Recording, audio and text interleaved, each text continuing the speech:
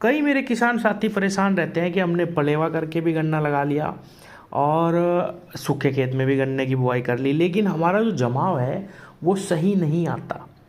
क्या कारण है, या कौन से ऐसे खाद हैं, या कौन सी ऐसी टेक्निक हमें अपनानी चाहिए जिससे हमारा जमाव अच्छा आ जाए? क्योंकि अगर जमाव अच्छा आ जाता है तो किसान की आधी परेशानी ख़त्म हो जाती है। अगर जमाव अच्छा आ जाता है तो गन्ने का जो उत्पादन है वो स्वतः ही बहुत अच्छा आ जाता है। बहुत सारे किसान साथी बाद में गन्ने टुकड़े दबाते घूमते हैं। अगर हम थोड़ा सा ध्यान बुआई के समय पे ही कर लें तो किसान भाइयों इस परेशानी से बिल्कुल निकला जा सकता है। मैं 2-3 बातें आपको बताऊंगा, कौन सा खाद हमें जमाव में अच्छा लाभ देता है और किस प्रकार से हमें गन्ना बीज तैयार करना और कैसे हमें 100% जमाव अपने खेत से ले सकते हैं। सभी किसान साथी अपने खेतों की तैयारी कर रहे हैं, करनी भी चाहिए। मैंने पिछली वीडियो भी इसी पे बनाई थी कि बहुत ही अच्छी गहरी जुताई करें। जितनी गहरी जुताई करेंगे उतना ही मिट्टी में हवा का संचार बढ़ेगा और जो फंगस हमारी मिट्टी में बसी हुई है जिसकी वजह से 0-1038 गन्ना सूखता जा रहा है, या और भी कोई भी अगर हम गन्ना वैरायटी लगा रहे हों उसमें फंगस की समस्या न आए, उसके लिए भी हमें बहुत अच्छी गहरी जुताई करनी चाहिए। किसान भाइयों सबसे पहले बात करते हैं बीज की। हमें जो हमारा गेहूं का गन्ना है पिछले साल का, उसमें से ही बीज लेना है। यानी केवल 8 से 10 महीने पुराना गन्ना अगर होगा बीज के लिए तो किसान साथियों उसका जर्मिनेशन अच्छा आता है। 12 महीने पुराना या 11 महीने पुराना गन्ना हमें नहीं लेना चाहिए। यानी कहने का मतलब यह है जो बहुत ज़्यादा पक चुका है गन्ना उसको मत लीजिए। और अगर आप ज़्यादा पका हुआ गन्ना ले रहे तो नीचे की जो 4 पोरियाँ हैं किसान भाइयों, उनको हमें हटा देना चाहिए। 4 पोरी अगर आप हटा देंगे नीचे की तो आपका जर्मिनेशन स्वतः ही बहुत अच्छा आएगा।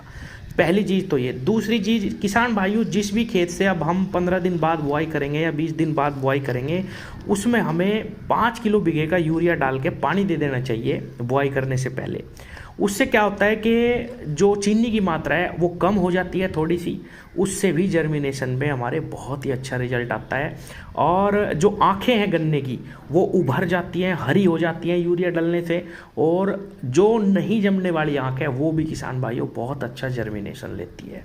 अब आते हैं कि भाई सूखे में बुआई करें या पलेवा करके करें। किसान साथियों, अगर आपको गन्ने की मोटाई लेनी है बढ़िया, तो आप पलेवा करके गन्ना लगाइए। हालांकि पलेवा करके अगर आप गन्ना लगाते हैं तो उसका जर्मिनेशन 5 से 10% सूखे गन्ने बुआई की अपेक्षा कम आता है।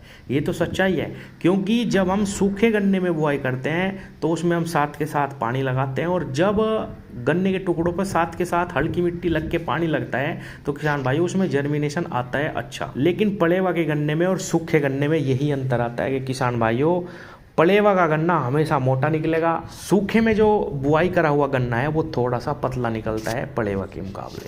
लेकिन ऐसा बिल्कुल नहीं कि भाई बहुत ज़्यादा अंतर है, ऐसा बिल्कुल नहीं है। आप पलेवा करके भी बो सकते हैं, आप चाहें तो सूखे में भी बुआई कर सकते हैं। किसान भाइयों एक अच्छे जमाव के लिए खाद प्रबंधन भी बहुत आवश्यक है। किस प्रकार से हमें खादों का इस्तेमाल करना। सभी किसान साथी डीएपी का इस्तेमाल करेंगे, एनपीके का या एसएसपी का, तो इन खादों को हम किस तरह से इस्तेमाल करें ये भी बहुत मायने रखता है। कई लोगों के मन में ये सवाल रहता है कि जब हम बुआई करते हैं, चाहे किसी भी विधि से कर रहे हों, गन्ने टुकड़े हमने खेत में बिछा दिए, अगर हम उनके ऊपर डीएपी डाल दें बहुत ज़्यादा तो हमारी जो कुछ आँखें हैं वो प्रभावित हो जाती है। किसान साथियों, बहुत ज़्यादा प्रभाव तो इस बात से नहीं पड़ता। आप डाल सकते हैं, बिल्कुल डाल सकते हैं गन्ने टुकड़ों पे डीएपी, उसका लाभ भी मिलता है। लेकिन हाँ, ये मैं कहूँगा कि 5% से 10% इस बात से भी फ़र्क आ सकता है कि भाई जिस आँख के ऊपर बहुत ज़्यादा डीएपी डल जाएगी वो ख़राब हो सकती है। तो किसान भाइयों, बहुत ज़्यादा इससे भी अंतर नहीं आता। इसका फ़ायदा ये भी होता है कि जब फास्फोरस बिल्कुल गन्ने टुकड़ों के पास पड़ता है तो इसका हमें लाभ भी मिलता है। लेकिन अगर आपका जर्मिनेशन हर साल दिक्कत कर रहा है तो इस चीज़ को भी आप अवॉइड करिए। अब करना कैसे है खादों का प्रबंधन, मैं आपको एक परफेक्ट तरीका, एक परफेक्ट डोज भी बताऊँगा इसी में ही। किसान भाइयों, बुआई के समय जब हम अपने खेत की तैयारी कर रहे हों, लास्ट जुताई कर रहे हों, उस समय पे आप सिंगल सुपर फास्फेट के 5 बीघे में कम से कम 2 बैग डाल दो। 2 बैग सिंगल सुपर फास्फेट आपका फास्फोरस भी पूरा कर देंगे, आपका कैल्शियम भी पूरा कर देंगे, आपका सल्फर भी खेत में पूरा कर देंगे किसान भाइयों, और आपको बहुत ज़्यादा अतिरिक्त और खाद डालने की ज़रूरत नहीं पड़ेगी। ये पोषक तत्व भी बहुत ही ज़्यादा आवश्यक है एक अच्छे जमाव के लिए, कैल्शियम और सल्फर। और किसान भाइयों, शुरू में अगर कैल्शियम डल जाता है तो गन्ना हमारा हमेशा मोटा निकलता है। तो लास्ट जुताई पे 2 बैग सिंगल सुपर फास्फेट के डाल के जुताई कर दो। फिर जब आप खूड़ निकाल रहे हो उस समय पे आप डीएपी का इस्तेमाल ना करके किसान भाइयों, क्योंकि आपने सिंगल सुपर फास्फेट पहले ही डाल दिया है, आप केवल यूरिया खाद का इस्तेमाल करें। यूरिया में आप एक दवाई ले लो, रीजेंट अल्ट्रा ले लो, कोई भी दानेदार एक कीटनाशक ले लो किसान भाइयों, और उसके साथ एक फंगस की दवा ले लो, कार्बेंडाजिम मैनकोजेब जो सस्ती आती है, आधा किलो बहुत है 5 बीघे खेत में। और यूरिया। अब क्या है कि खादों में हम क्या चीज़ लें जिससे ज़बरदस्त हमारा जो है जमाव आए। तो ह्यूमिक एसिड में हर वीडियो में बताता हूँ किसान भाइयों, जर्मिनेशन के लिए सबसे ज़्यादा तो काम करता है तत्व वो है ह्यूमिक। आप 5 बीघे खेत में 1 किलो ह्यूमिक एसिड यूरिया में मिलाओ, बुआई के समय पे उसमें फंगस की दवा भी लगा लो किसान भाइयों, और उसको गन्ने टुकड़ों पे डाल दो। 5 बीघे में 1 बैग यूरिया का आप इस्तेमाल करो, चाहे आप सूखे में बुआई कर रहे, चाहे आप पलेवा करके कर रहे। तो ये बेस्ट तरीका है सारे के सारे पोषक तत्व पूरे करने का। गन्ने टुकड़ों पे डीएपी नहीं लगेगी।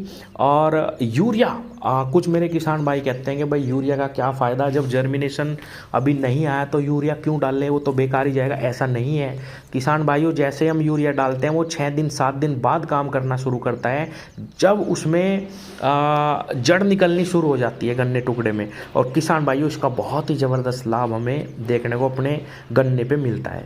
तो ये तरीका बेस्ट है। सिंगल सुपर फास्फेट बुआई पे ही डाल दो, तैयारी पे ही डाल दो खेत की। और किसान भाइयों, यूरिया में आप ह्यूमिक एसिड का इस्तेमाल करो, और एक दवा फंगस की और एक कीटनाशक। तो ये बेस्ट तरीका है। फिर आ जाता है हमारा पहला पानी। पहले पानी पे अगर आप चाहो तो उसमें कोई एनपीके खाद इस्तेमाल कर लो, या डीएपी अगर आप देना चाहते हैं तो वो भी आप दे सकते हैं। मैंने कई वीडियो में बताया कि जितना खाद हमें मिट्टी चढ़ाने तक देना है उसकी लगभग 60% मात्रा हमें 3 पानी तक ही डाल देनी चाहिए।